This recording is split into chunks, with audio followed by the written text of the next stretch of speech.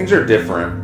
Well, anyways, welcome back, everybody. This is the third part of this little retrospective thing I'm doing, so make sure you check out the previous 2 parts. Or don't. I'm not your mom, as far as you know. Regardless, y'all know what's happening in this video, so let's just jump right in. Resident Evil 4 was planned pretty much as soon as Resident Evil 3 was. Of course, as you know from the last video, 2 other main series games came out before Resident Evil 4. So, what happened? Well, a lot. A lot. I honestly don't have nearly enough time to explain everything. There's just way too much. But basically, this game restarted development a lot of times. One of the times, the abandoned project became Devil May Cry, so there's that obligatory mention. Unlike the cancelled version of 2, none of these playable Resident Evil 4 projects have been leaked at any point. Unless you count Devil May Cry. But regardless, by 2003, the project had been delayed and restarted way too many times. And the costs were stacking up. So Capcom told the team that they needed something out by 2005. The game actually restarted again in between this and the final release, believe it or not. But finally, after one of the worst game development hells I've ever heard of, Capcom finally released... roll the intro video. Wait, does Resident Evil 4 not have an intro video? I guess we'll have to make one on our own. Alright, Scooter, make an intro video for Resident Evil 4.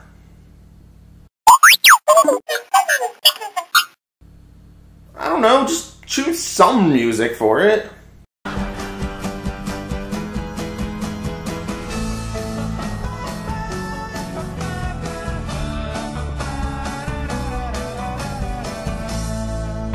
Resident Evil 4. Scooter, was that the intro music for How I Met Your Mother?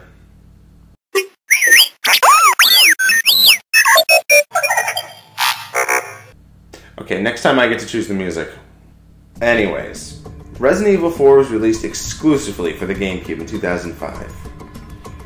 Yep, it was a GameCube exclusive for less than a year.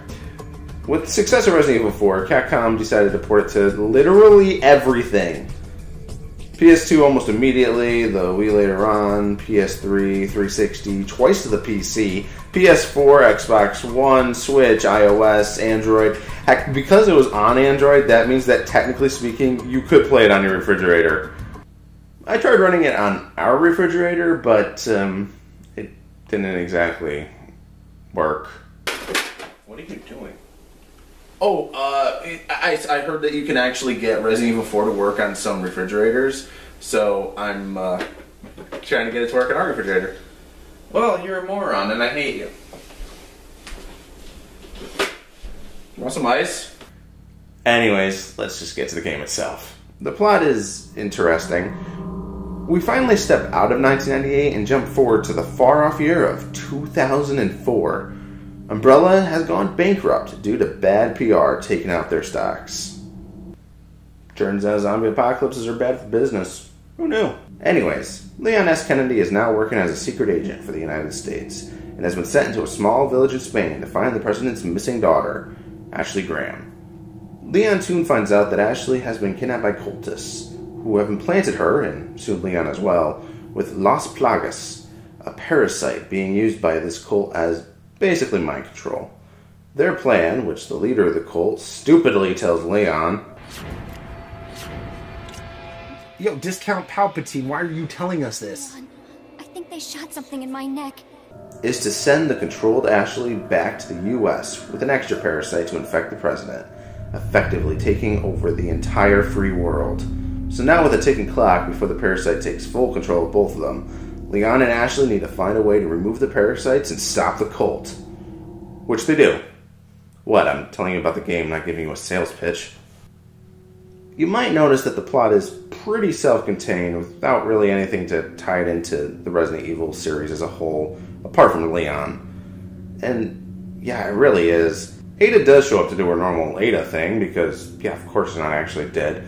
Not even Leon is surprised she survived. Leon. Long time no see. Ada. So it is true. True? About what? You, working with Wesker. But this is very much its own self-contained story set in the Resident Evil franchise. And that's not a bad thing, but it does feel a bit weird as a main game because of that. It sort of ties into Resident Evil 5, kinda, but only if you finish the unlockable Ada story mode that shows Ada sending Albert Wesker the wrong parasite, which he will eventually reconstruct into the main weapon of RE5. But what I'm saying is that Resident Evil 4 is basically like Resident Evil 0 story-wise.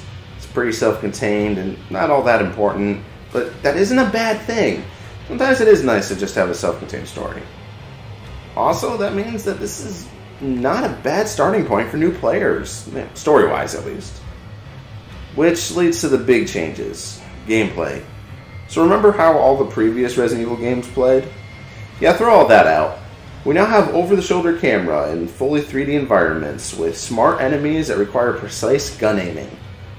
This is completely different, apart from the controls, which are strangely still tank controls. Yeah, I don't get it either. If you're familiar with the previous games, you can adjust pretty quickly, but if you're a newer player and just wants to try it for the first time, yeah, you might have some trouble. I first tried to play this game about 10 years ago because I wanted to try the franchise and heard this game was basically the best one. But I couldn't get used to the controls. I gave up on it and the franchise for about a decade. Even when I decided to start playing through the series this year, I tested 4 before playing any of the other games, and I couldn't beat the second enemy. These controls aren't bad. They aren't. But they're definitely not newcomer friendly. And speaking from experience, that can be a problem. But once you get used to the controls, you're in for an absolute blast. The game is a lot more linear and throws a lot more enemies at you. Said enemies are all pretty smart and will use weapons and try to flank you. And it is so much fun to take them out. The biggest issue gameplay-wise is really the over-reliance on finishing the enemies with the knife, but even then it's more just a mild annoyance. Every time I went up against an enemy in this game, I had a smile on my face. Unless it was a chainsaw guy, in which case I was screaming in terror. And the weird thing is, despite all of these changes, the mobs of enemies, the amount of times you need to defeat waves of enemies before proceeding, it still feels like Resident Evil. The way ammo drops are handled perfectly makes the game completely completable, and yet incredibly tense with every shot. I constantly felt like I was running out of ammo, and yet I never did. The game actually gives you just enough to get by. It makes the game feel harder and scarier than it actually is, and really helps it feel like Resident Evil despite the almost complete change of genre. I could go on and on about this game. Honestly, I did think about doing an entire video just for Resident Evil 4, but I won't. At least not yet. I will end with this, though.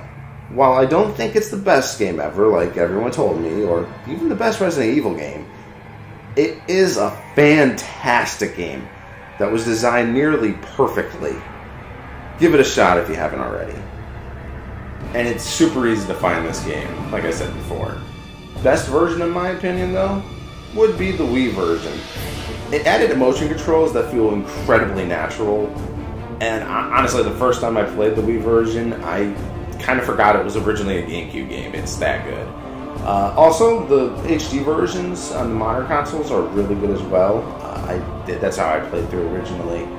But basically, as long as it isn't the mobile versions, you're in for a great time. Needless to say, Resident Evil 4 was a huge success. Not just for Capcom and Resident Evil, but game development as a whole. Resident Evil 4 was copied by a lot of different games for years to come, but eventually, Capcom decided to make their own official Resident Evil 4 clone. And they definitely did with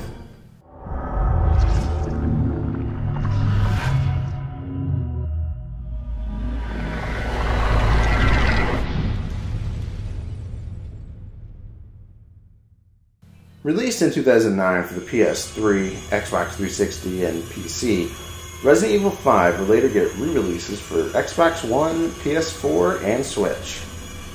Said re-releases had the DLC included as a bundle called the Gold Edition, which is what I have right here because I love gold!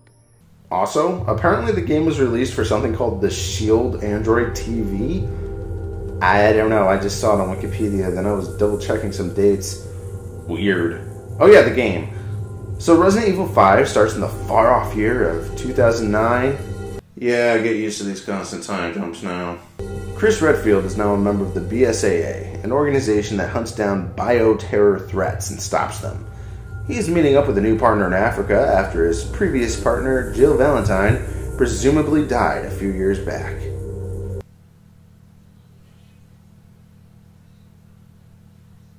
Yeah, I think Jill might have survived. Chris and his new partner Sheva team up to take down a new bioterror threat and stop the evil Albert Wesker once and for all. And save Jill because of course she's still alive. Though she's blonde now, so she's probably dead on the inside. Story-wise, there honestly isn't a lot to it outside of the series lore. It's weird because this is a worldwide threat that has roots in basically the entire franchise up to this point. And yet it just feels so inconsequential. I don't really know why. Maybe it's just the writing or structure, but it definitely hurts the game a bit for me. It's not a bad story, don't get me wrong. It just doesn't quite connect for me. Now the gameplay, on the other hand, that connects. I called it an official Resident Evil 4 clone earlier, but that isn't really fair. It does play very similarly, though it is full analog control now, not tank controls. There is one single inclusion, though, that changes the entire thing. Co-op. Two people now play together, one as Chris, the other as Sheva, and work together to tackle the hordes of enemies and solve the puzzles. If you go single player, the computer will control the partner for you. I feel conflicted. On the one hand, adding the co-op basically removed the last scraps of horror that this game series had. But on the other, it's just so dang fun.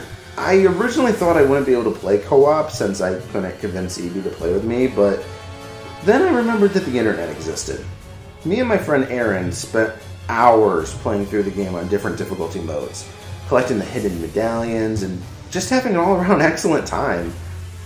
So Resident Evil 5 is a fun game that arguably plays better than 4, but I kinda sucked the horror out of Resident Evil completely by going co-op. Whether that's a good thing or a bad thing, I'll let you decide for yourself, but I definitely say give it a chance. As for the best version, I don't know. Look, we're at the point where basically every single version is the same. It really just gets down to which controller you prefer. I will say, though, that I personally had the most fun playing the Steam version with Aaron, but I mean, that's obviously going to be very subjective for every single person. Resident Evil 5 was a financial success, but it was criticized for lacking in the horror department.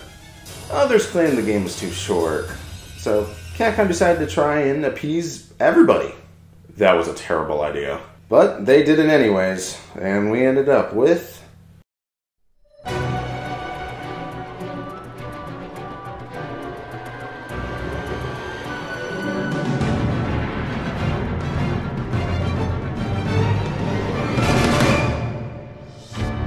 Resident Evil 6. Released on the Xbox 360 and PS3 in 2012, Resident Evil 6 eventually made it to the PC, PS4, Xbox One, and Switch. No random Android TV thing this time. No, really, what even was that? So, the game starts in 2012, sensing a pattern here, but covers about a 6-month period between December 2012 and June 2013. And the story, you see, I don't know what happens. Okay, I do kinda know.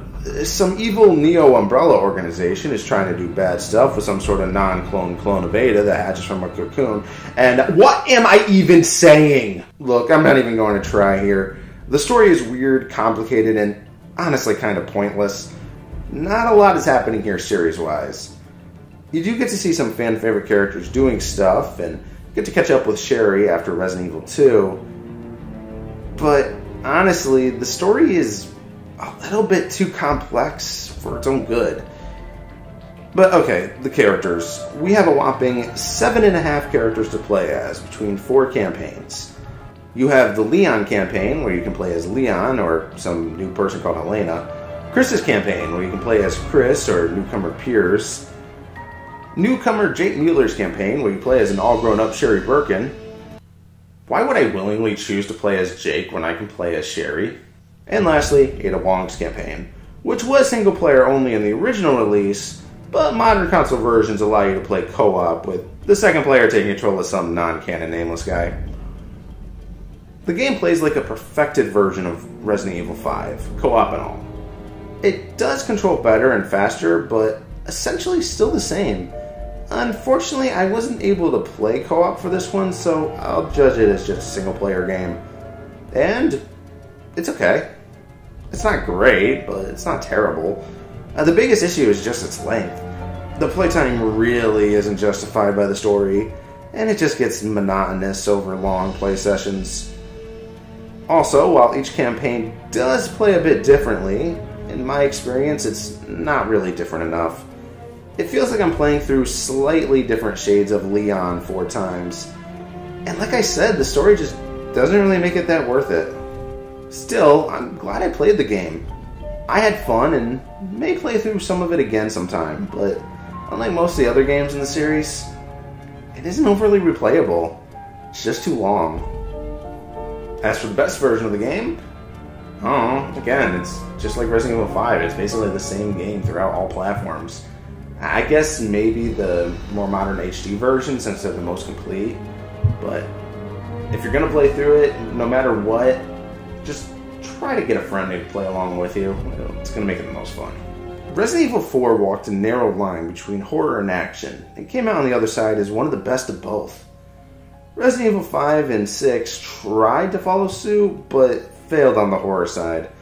While they're fine action games, the fact is that there were better pure action games out there at the time. What it left was a weird limbo for the series. People weren't even sure it would continue. But continue it did. Next time we'll take a look at the latest numbered entry release, as well as the 3 remakes that have been released so far. Should be a lot of fun. You know, I do wonder, why didn't Capcom have fake Ada be an actual clone as opposed to all that convoluted nonsense? Oh, that's because of the movies going so clone heavy at the time.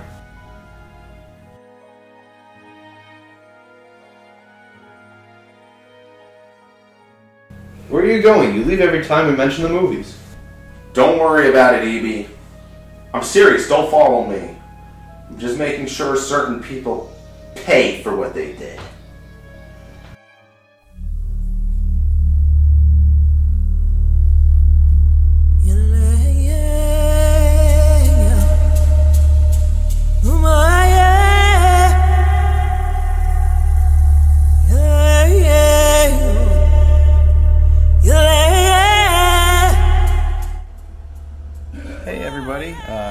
Thanks for watching the video. You know, me and Scooter just kind of hanging out here, right, buddy? Yeah. Anyways, yeah. Hope you enjoyed. I'm about to go in for some dental work actually here and tomorrow. Yeah. Well, buddy, it's okay. It's okay, bud. Don't worry about it. Yeah. You okay? You okay? Okay. Okay. Scooter's okay. Yeah. No, I'll be okay too. Don't worry, bud. Yeah. Well, there you go. It'll be okay. Anyways, yeah. So things should be fine. I gotta get my wisdom teeth out and whatnot tomorrow, but yeah, should be good. Actually, I say tomorrow, but it should be when you guys watch this probably. Yeah, we will should have the next episode after that up on the Friday after. Hopefully, we've been doing this weekly so far. Pretty good, huh, bud?